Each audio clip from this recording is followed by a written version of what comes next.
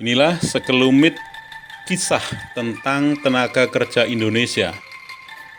Tenaga kerja Indonesia yang tersebar di beberapa negara sekarang menjadikan Asia Timur sebagai pilihan atau prioritas, terutama Taiwan.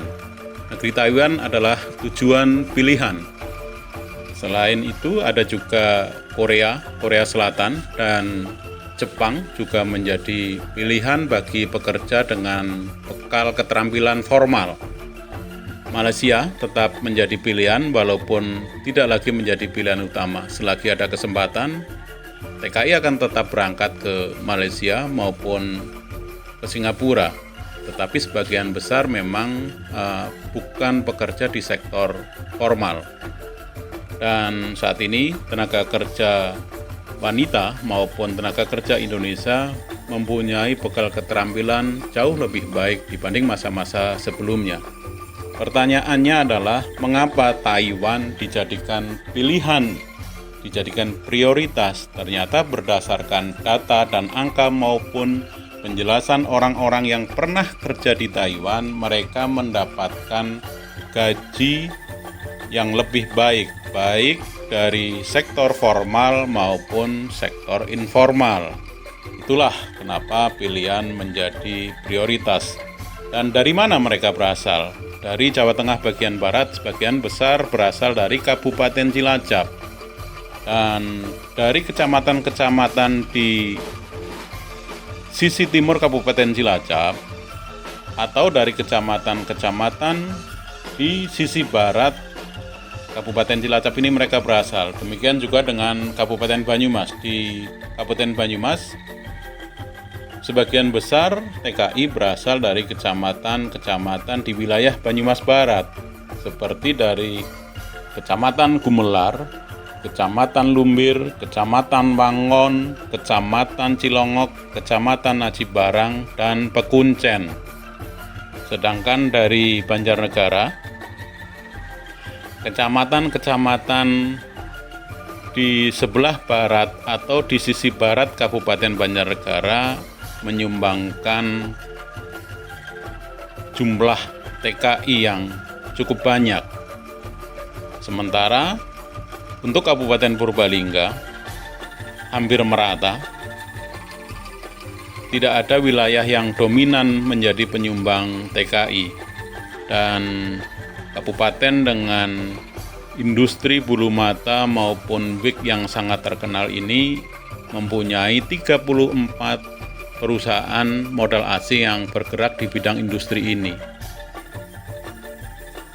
Pertanyaan detail selanjutnya, dikemanakan uang gaji atau uang pendapatan dari para TKI ini? Berdasarkan penelitian yang telah dilakukan di Jawa Tengah, Jawa Timur maupun Jawa Barat, khususnya di wilayah Jawa Tengah bagian barat yang mencakup Kabupaten Cilacap, Banyumas, Purbalingga, Banjarnegara, Brebes maupun Tegal, ternyata data penelitian menyimpulkan sebagian besar uang gaji para TKI diinvestasikan untuk membeli tanah atau lahan, membeli rumah atau juga membeli kios, dan sebagian kalau sudah punya tanah atau rumah menjadikan uang gaji sebagai bekal modal usaha pada saat mereka nantinya kembali ke Indonesia. Dan implikasi dari uang gaji yang dibelikan tanah di kampung asalnya adalah menjadikan tanah di pedesaan TKI itu berasal naik, harganya menjadi naik. Misalnya berdasarkan pengakuan seorang penjual tanah, harga normal menurut anggapan orang kampungnya adalah 3 juta per ubin. Tapi penjual ini berupaya menawarkan tanahnya ke TKI atau kepada keluarga TKI itu dengan harga 4 juta per ubin atau per 14 meter persegi, dan harga itu disanggupi, disepakati dan terjual dengan harga 4 juta.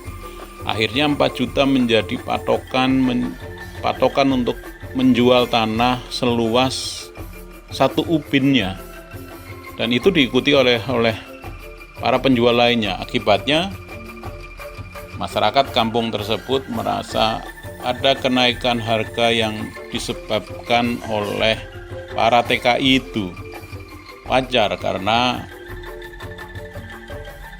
gaji yang diperoleh para TKI memang lebih tinggi dibanding pendapatan yang diperoleh oleh orang-orang yang tidak bekerja di luar negeri. Dan ini memang sesuai dengan hukum pasar. Penawaran dan permintaan sangat berhubungan erat. Dan yang sering jadi pertanyaan adalah apa beda TKI dan TKW? Pada masa lalu, istilah yang lebih sering terdengar untuk para pekerja di luar negeri adalah TKW atau tenaga kerja wanita. Memang pada awal tahun 70-an, Indonesia lebih banyak mengirim tenaga kerja wanita, pekerja-pekerja di sektor domestik, pekerja-pekerja informal, dan sangat terkenal dengan istilah TKW. Beberapa tahun kemudian, istilah itu berubah menjadi tenaga kerja Indonesia. Dan ini tercantum setidaknya dalam 3 peraturan atau 3 undang-undang tentang ketenaga kerjaan Indonesia yang di luar negeri. TKI bukan hanya kaum pria sebenarnya. Kalau TKW pasti TKI, tapi TKI belum tentu TKW. Dan belakangan istilah TKI maupun TKW menjadi lebih populer dengan sebutan pekerja migran. Tetapi untuk membedakan secara sederhana, umumnya TKI sekarang dibekali dengan keterampilan yang lebih baik agar mereka dapat bekerja di sektor-sektor formal pada negara tujuan. Sedangkan TKW memang lebih banyak bekerja pada sektor informal, pekerja rumah tangga, driver, pekerja perkebunan, buruh bangunan, atau pekerjaan-pekerjaan sejenisnya.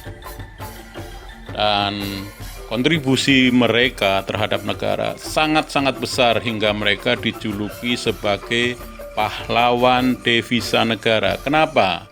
Karena memang devisa yang dihasilkan dari para tenaga kerja Indonesia yang tersebar di 151 negara dengan jumlah pada tahun 2019 hampir mencapai 8 juta orang, sangat besar saat uang itu kembali ke Indonesia dalam bentuk rupiah.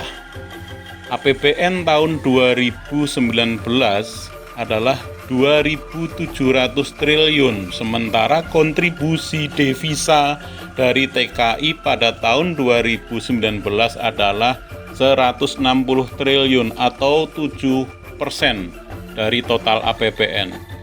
Sungguh suatu sumbangan dari para pahlawan devisa ini sangat besar. Walaupun kadang-kadang mereka masih seperti dinyinyirin, tetapi yang pasti mereka lebih baik hujan emas di negeri orang daripada hujan batu di negeri sendiri. Demikian kisah tentang TKI. Terima kasih untuk like, komen, share, dan subscribe-nya. Matur nuwun.